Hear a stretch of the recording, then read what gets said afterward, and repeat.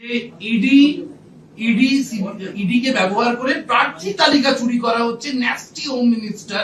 এই যে প্রার্থী নির্বাচন কেন্দ্রিক একটা বিষয়, রাজনৈতিক দল বিজেপি কে মদত করতে এই অভিযোগ, সেটা আপনারা বিজেপি রাজ্য সভাপতি কিভাবে উত্তর দিচ্ছেন? দেখুন, আমরা এই অভিযোগের কোনো গুরুত্বই দিচ্ছি না, কারণ এই মুহূর্তে মুখ্যমন্ত্রীর কোনো বক্তব্য, কোনো প্রশ্ন, কোনো আক্রমণ, কোনো অভিযোগের কোনো প্রতিষ্ঠা পশ্চিমবঙ্গের জনমনে নেই। মানুষ যখন কোনো কিছুকে গ্রহণ না করে তো স্বাভাবিকভাবেই রাজনৈতিক দল সেটাকে গ্রহণ করবে না। আমরা বিরোধী রাজনৈতিক দলের অবস্থানে আছি। মানুষ যা চর্চা করছেন, মানুষের যা উদ্বেগ, মানুষের যা প্রশ্ন, সেগুলোকে অ্যাড্রেস করাই আমাদের কাজ। যেটা নিয়ে মানুষের কোনো উৎসাহ নেই, সেটা নিয়ে আমাদেরও কোনো উৎসাহ নেই। মুখ্যমন্ত্রী যে অনেক কিছু তুলে নিয়ে গিয়েছেন তার নিরাপত্তা রক্ষীদের দিয়ে এবং নিজেও, এইগুলোর মাধ্যমে তিনি কি ইডি তদন্তকে ভেস্তে দিতে পেরেছেন? আপনারা কি মনে করেন? সেটা ইডি বলতে পারবে। আমরা মনে করি এটা অনধিকার হস্তক্ষেপ, এটা বৃহত্তর ষড়যন্ত্র। আমরা মনে করি একটা সরকারি কাজে বাধা দেওয়ার মতো এটা চূড়ান্ত একটা ফৌজদারি অপরাধ।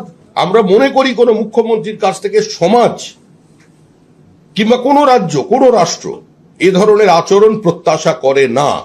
এটা আমাদের অবস্থান। এবার মুখ্যমন্ত্রী তদন্ত ভেস্তে দিতে পেরেছেন কিনা, তার সবুজ ফাইলের মধ্যে কি আছে সেটা তো আমাদের জানা নেই, আর হার্ড ডিস্কে কি আছে সেটা মুখ্যমন্ত্রী জানেন, আর যারা তদন্ত করছেন তারা জানেন। আমাদের তিনি বলছেন যে সত্যানুসন্ধানে তিনি বাধা দেবেন না, কিন্তু তারপরেও এত সময় ধরে থাকা বা যা যা হলো, মুখ্যমন্ত্রী তারপরেও বলছেন আমরা সত্যানুসন্ধানে কোনো বাধা দেব না।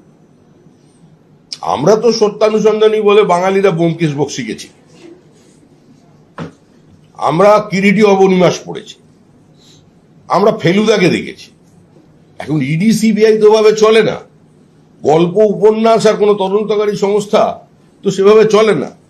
উনি আবেগপ্রবণ মানুষ, কবি মন ওনার, উনি ওভাবে ভেবেছেন। আমরা কি করতে পারি?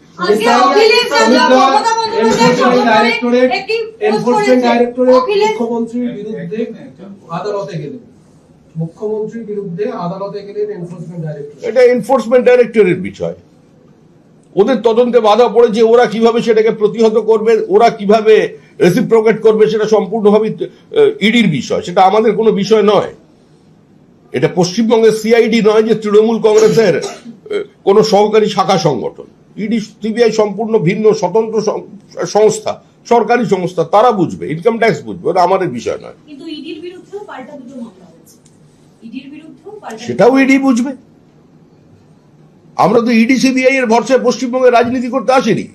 আমরা তো বারবার বলছি ইডি সিবিআই এর তদন্ত বন্ধ করে দেওয়ার পরেও তৃণমূল কংগ্রেস হারবে। মানুষ তৃণমূল কংগ্রেসকে চিনে গেছে। মুখ্যমন্ত্রী একটার পর একটা দেবতার দরবারে যাচ্ছেন।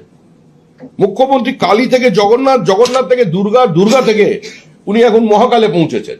কিন্তু সবার উপরে আছে গণদেবতা, সেই গণদেবতা মুখ্যমন্ত্রীকে প্রত্যাখ্যান করে দিয়েছেন। কিন্তু তৃণমূল কংগ্রেস অভিযোগ করছে যে ভোট এলেই এই কেন্দ্রীয় তদন্তকারী সংস্থার অতি সক্রিয়তা বাড়ে এবং ইডি সিবিআই এরা ময়দানে নামে। দেখুন, পশ্চিমবঙ্গের মাটিতে দাঁড়িয়ে তো অতি সক্রিয়তা না হলে আবার সিপিআইএম বলে দিদি মোদি গটা, আবার দিল্লিতে গিয়ে দুজনে একই সঙ্গে অতি সক্রিয়তার বিরুদ্ধে, রাজনৈতিক প্রতিহিংসামূলক আচরণের বিরুদ্ধে এবং ইডি সিবিআই কে কাজে লাগিয়ে রাজনীতি করার জন্য তারা পার্লামেন্ট থেকে একসঙ্গে ওয়াকআউট করে। ওদের বলতে দিন, আপনারা এই সমস্ত প্রশ্ন আমায় না করে বরঞ্চ আলিমুদ্দিন স্ট্রিটে গিয়ে মোহাম্মদ সেলিমকে করতে পারেন যে বিষয়টা কি। আজকে অখিলেশ যাদব মমতা বন্দ্যোপাধ্যায়ের সমর্থনে একটি টুইট করেছেন। তিনি বলেছেন বাংলায় বিজেপি সরকার হারার প্রথম পদক্ষেপ এটি, এবং তিনি মমতা বন্দ্যোপাধ্যায়কে সমর্থন করেছেন এবং মমতা বন্দ্যোপাধ্যায় যে কার্যকলাপ তাকে তিনি সমর্থন জানিয়েছেন। উনি এত সমর্থন করছেন বলেই তো উত্তরপ্রদেশের মানুষ ওনাকে সমর্থন করছে না। উত্তরপ্রদেশের প্রত্যেকটা নির্বাচনে বঙ্গ ভাষাভাষী যারা আছে, মানে বাংলা ভাষায় যারা কথা বলে, তাদের বুথগুলোর ফলাফল দেখুন। বেনারসে যান, প্রয়াগরাজে যান, লখনৌতে যান, নয়ডায় যান, আজকে যেখানে যেখানে উত্তরপ্রদেশে বা আপনারা যেটাকে গোবলয় বলে চিহ্নিত করে দিয়েছেন অখিলেশ যাদবের যেগুলো বিচরণ ভূমি, সেখানে বাঙালিদের বুথগুলো দেখে আসুন, তারা ওনাকে ভোট দেয় না। যেই তৃণমূল কংগ্রেসকে ধরবে, যেই তৃণমূল কংগ্রেসের পাশে দাঁড়াবে, তার নিশ্চিত তার বিদায়। তার বিসর্জন অনিবার্য। দিল্লিতে দেখেছেন, একমাত্র এখান থেকে দৌড়ে গিয়েছিলেন মুখ্যমন্ত্রী, টিম পাঠিয়েছিলেন, কংগ্রেস ও কেজরিওয়ালের সঙ্গে ছিল না শেষ মুহূর্তে, কিন্তু তৃণমূল কংগ্রেস ওখানে ঠিক পৌঁছে গিয়েছিল। তৃণমূল কংগ্রেস ওখানে পৌঁছে আজকে তারা অখিলেশ যাদবের মানে কেজরিওয়ালের পাশে দাঁড়িয়েছিলেন। ভাই চলে গেছে, দিদি ভাইও যাবে। অভিষেক আজকে বলছেন যে এবার আর কোনো খেলা হবে না, এবার একেবারে পদ্মফুল উপড়ে ফেলা হবে। মালদার মাটিতে দাঁড়িয়ে বললেন অভিষেক বন্দ্যোপাধ্যায়। অভিষেক তার যে দেখুন, আমরা রাজনীতিকে খেলা বলে মনে করি না, আর এরকম উপড়ে ফেলার লোক অনেক এসেছে। 242টা আসনে নির্বাচনে প্রতিদ্বন্দ্বিতা করে আমরা 2টো আসনে জয়লাভ করেছিলাম। মানুষ বলেছিল হাম দো হামারা দো। লোকসভায় 2টো আসন অটল বিহারী বাজপেয়ী আর লালকৃষ্ণ আদবানি নেতা, কিন্তু আমাদের কারোর হাত ধরে এগিয়ে আসতে হয়নি, মতাদর্শকে জলাঞ্জলি দিতে হয়নি। তিনি যে রাজনৈতিক দলের উত্তরাধিকার হিসেবে কাজ করছেন, যদি অটল বিহারী বাজপেয়ী এবং লালকৃষ্ণ আদবানি সেদিন কংগ্রেসের প্রচন্ড লেবার পেনের সময় গর্ভগৃহে না থাকতেন, এই দলটারই জন্ম হতো না। আপনাদের যখন বৈঠক চলছিল, আজকে যখন আপনাদের বৈঠক চলছিল ওখানে নাড্ডাজির উপস্থিতিতে, সেই সময় মুখ্যমন্ত্রী নিরাপত্তার দায়িত্বে থাকা যে টিম, সেখান থেকে ডিআইজি সিকিউরিটি সুমিত কুমার হঠাৎ হোটেল চত্বরে হাজির হন। তিনি হঠাৎ সংবাদ মাধ্যমকে দেখে আবার পিছন থেকে হাঁটতে শুরু করেন। সবাই প্রশ্ন করে, উনি বলেন আমি একজনকে খুঁজতে এসেছিলাম, আমার কাজ করতে দিন বলে গাড়িতে ক্যামেরা দেখে তুমি চলে যাচ্ছ। দেখুন, আমি ওনাকে চিনিও না, কিসের জন্য এসছে সেটাও বলতে পারবো। আমরা উত্তম কুমারের নাম শুনেছি, অমিত কুমারের নাম শুনেছি, এরকমই কোনো সুমিত কুমার হতে পারে। এ নিয়ে আমাদের কোনো মাথা ব্যথা নেই।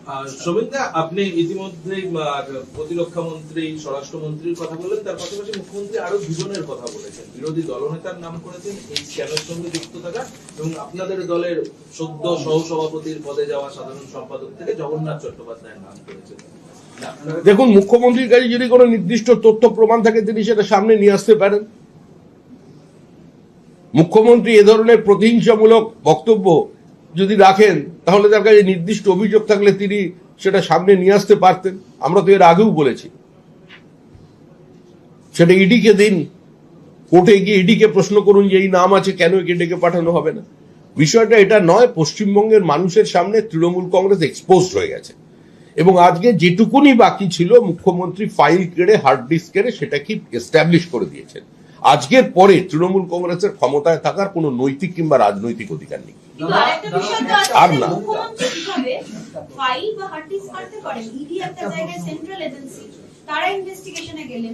মুখ্যমন্ত্রী নির্দিষ্ট রাজনৈতিক উচ্চতা এবং তার ক্ষমতার অপব্যবহার করেছেন। আপনি কি মনে করেন যে মুখ্যমন্ত্রী যদি করেন, ইডি তার হাত থেকে ঝাঁপিয়ে পড়ে একজন মুখ্যমন্ত্রীর হাত থেকে, মহিলার হাত থেকে ফাইল কাটতে শুরু করবেন?